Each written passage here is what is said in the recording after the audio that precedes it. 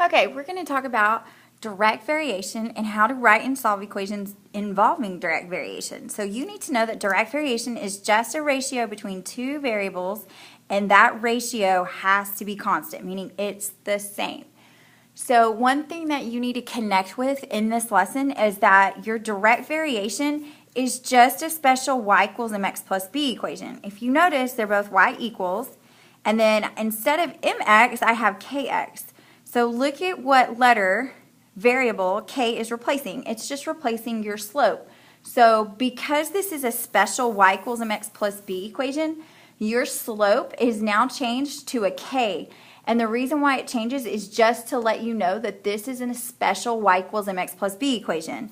And notice, I don't have plus or minus b. So if I don't see a starting point, what is it trying to tell you that your starting point is for this graph line? It's 0. That's why you don't see a plus 0 or a minus 0. So if you notice that your starting point, your y-intercept is 0, this is telling you you have a direct variation only if your ratio between your variables is constant. We're going to talk about that in just one moment. So how do you recognize when you have direct variation other than when you have a 0 y-intercept?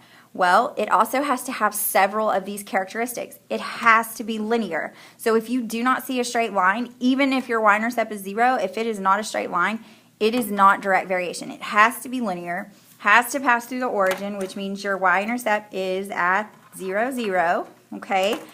Your equation has to be in this format. So it's going to look like y equals mx plus b, except you're not going to see the plus or minus b because that will be 0. And then you need to know that your slope is going to be called a different name. It is not called slope, it is called constant of proportionality because this relationship between your two variables, in this case x and y, is constant, meaning you have a proportional relationship. So in word problems, you want to look for words that tell you have direct variation. So proportional relationships, if you see the word proportional, that's going to clue you into that you have a direct variation situation going on. And it's going to make your problem a lot easier to approach and solve. You also want to see the phrase varies directly. That's direct variation just in a different order of the words. And here's one thing that you need to connect with as well. You need to connect with that the quantity before that phrase varies directly is going to be telling you your output values, what those numbers for your y should be, okay? And then the quantity that comes after that phrase varies directly is going to be cluing you into what your input values are. So it's going to be telling you what numbers you should be using and seeing for x, okay?